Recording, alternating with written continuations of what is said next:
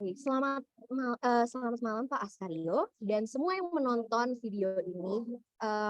Kami dari tim kelompok 7 akan melakukan sebuah presentasi mengenai bank marketing menggunakan model artificial intelligence. Oke. Pada kelompok kami terdapat 3 member, yakni saya sendiri Askia Kalisa, lalu ada Diandra Nabila, dan juga Angelica Kalista. Pada presentasi kali ini, kami akan menjelaskan beberapa hal yang terdapat pada executive summary ini.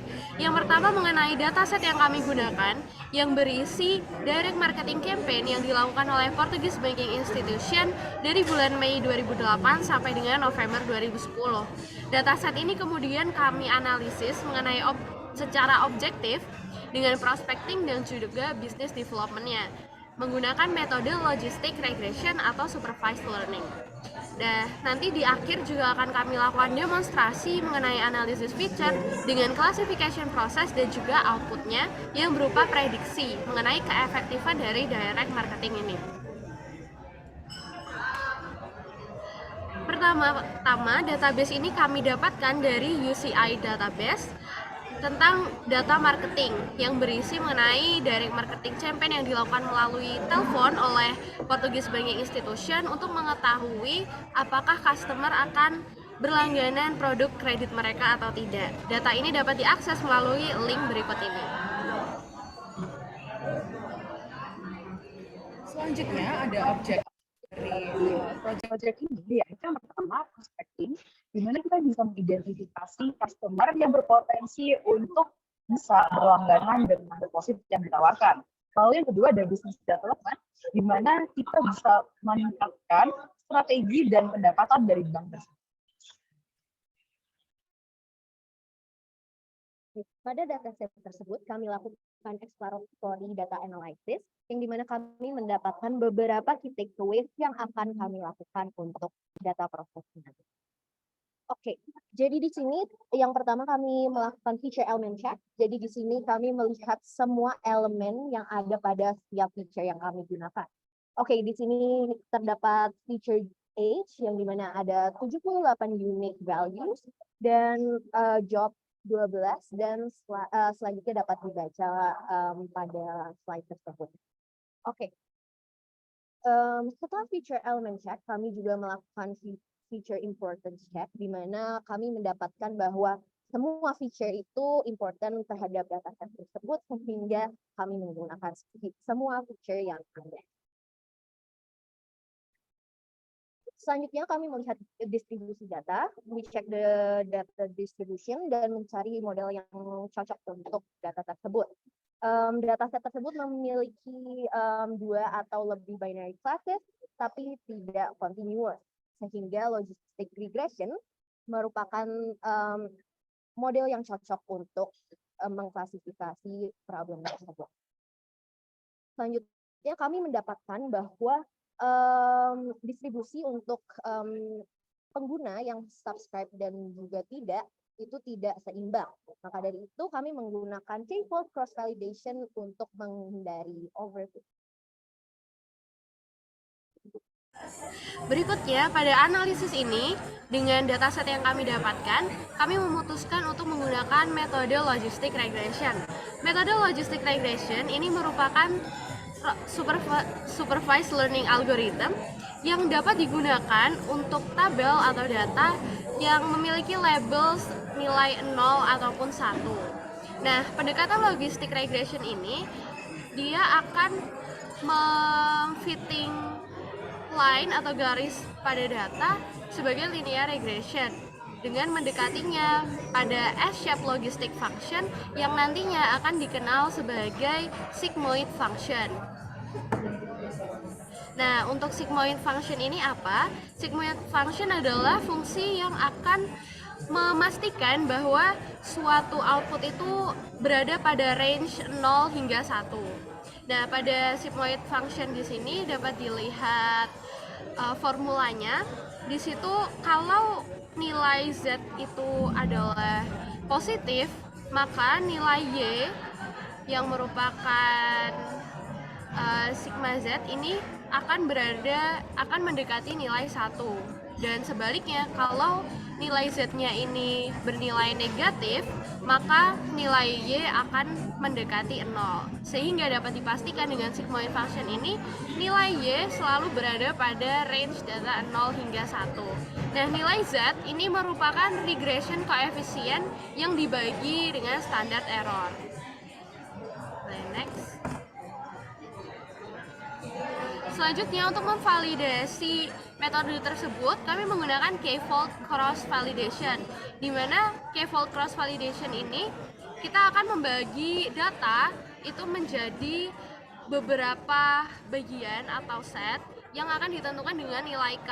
Nah, kemudian semisal pada kasus ini kami membagi data menjadi 5. Kemudian nanti akan dilakukan iterasi untuk membagi data tersebut menjadi data train atau data test, dan dilakukan iterasi, kemudian dinilai akurasinya, dan terakhir akan di-outputkan average atau rata-rata dari akurasinya.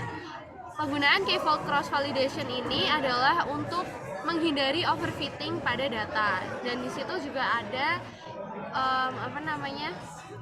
cycle atau siklus step-step yang dilakukan saat k-cross validation.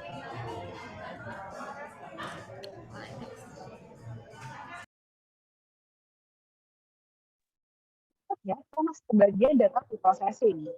Yang pertama, untuk transformation views on dataset, kami menggunakan one hot encode untuk categorical value, di mana one hot encode ini merupakan proses of converting categorical data variables so they can be provided to machine learning algorithm to improve predictions.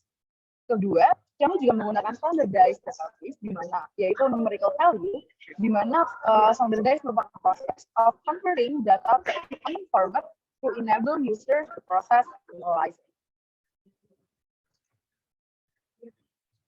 Untuk one hot encoded, jadi pada tabel contoh yang kami attach di sini, yang di sebelah kiri ini merupakan categorical data yang berisi tentang label values daripada numeric values. Namun, machine learning algorithm itu tidak bisa mengoperate label data secara langsung. Maka dari itu, kami meng-convert categorical data to numerical data menggunakan one hot encoded, dan numerical data itu yang dimaksud adalah di tabel sebelah kanan. This is where the integer encoded variable is removed and a new binary variable is added for each unique integer value. Seperti di contoh, untuk variable color, there are 3 categories and therefore 3 binary variables are needed. A itu value 1 is placed in the binary variable for the color and 0 values for the other colors. Untuk standardizing, yaitu standardizing merupakan p-scale feature value with the distribution value between 0 and 1 yang useful for the optimization algorithms such as gradient descent that are used within machine learning algorithms that weight inputs. This technique comes in handy when the data has varying ratios and the algorithm make assumptions about data distributions like logistic regression, linear distribution, etc. Selanjutnya kita akan mengenal mengenai loss dan cost function yang terdapat pada algoritma atau juga coding kami. Nah, yang pertama adalah loss function. Loss function pada metode logistic regression itu kita akan menghitung X train dan Y train, kemudian X test dan Y test. Lalu kita akan membuat prediction-nya dari input dan output tersebut. Nah, maka dari itu, karena kita membuat prediction, maka tentu akan ada perbandingan yang menyebabkan error gitu ya, antara output yang asli dengan prediksinya. Nah, error ini akan dihitung dengan loss function. Jadi, loss function ini adalah fungsi yang berguna untuk mengidentifikasi nilai dari W dan B. Dan untuk melakukan loss function ini, kita akan menggunakan algoritma yang disebut dengan gradient descent.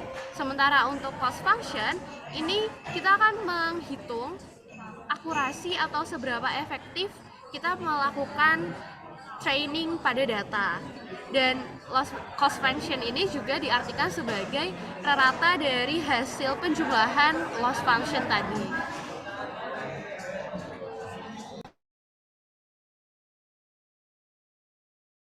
Baik, untuk result sendiri, kami akan melakukan demo pada live session pada code kami. Saya izin untuk men-share screen code kami.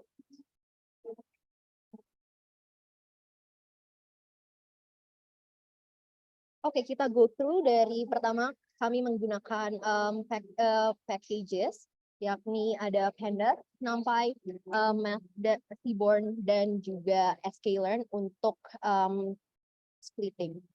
Oke, untuk part kedua ada loading raw data, terus ada data pre-processing di mana kami melakukan PDA seperti yang sudah dijelaskan pada presentasi kami. Oke, lalu kami lakukan pair plot menggunakan library Seaborn, lalu count plot, dan juga feature important. Oke, selanjutnya kami melakukan membuat function untuk preprocessing, yakni one hot and cook, dan juga standardized function. Lalu kami melakukan feature selection, yakni memilih features-nya, dan mengategorikan feature-feature tersebut menjadi categorical feature dan juga numeric feature. Yang di mana categorical feature, seperti yang sudah dijelaskan saat presentasi, itu yang bukan merupakan data-data yang numerik, dan juga untuk numeric features untuk data-data numerik. Untuk data-data yang categorical, kami lakukan one hot and code, dan numeric features kami lakukan standardizing. Oke, selanjutnya kami mereplace untuk Y column itu yang untuk customer yang melakukan subscription atau tidak, dan kami mereplace yes dengan 1 dan no 0. Selanjutnya kami melakukan splitting, yang dimana kami mendrop semua axis yang bukan merupakan Y dan dimasukkan ke dalam variabel X, dan juga memasukkan column Y terhadap variabel Y. Selanjutnya kami lakukan splitting untuk train, test, X train, X test, dan Y train dan Y test juga. Lalu kami menginitialize logistic regression model dengan function sigmoid, predict, cost, gradient, dan logistic regression. Selanjutnya kami mencari tetanya, yakni menggunakan function logistic regression. Selanjutnya kami memprediksi test set results-nya. Setelah itu, kami melakukan evaluasi terhadap model kami dan mendapatkan akurasi 0,8, presisi 0,1, recall 0,1, dan F1 score 0,1. Oke, selanjutnya kami menggunakan train set results-nya dan mendapatkan akurasi yang tidak jauh beda. Selanjutnya kami membuat function confusion matrix, yang dimana kami akan menggunakan untuk melihat akurasi dari tes tersebut. Ya, ini ada menggunakan TP, FP, TN, dan FN. Selanjutnya didapatkan confusion matrix-nya, dan kami melakukan plotting terhadap confusion matrix tersebut. Selanjutnya, kami menggunakan ROC curve dan menggunakan function predict probability, dan mendapatkan ROC yakni di atas dari random classifier line. Selanjutnya kami menggunakan k-fault function, di mana kami menggunakan function fit dan evaluate.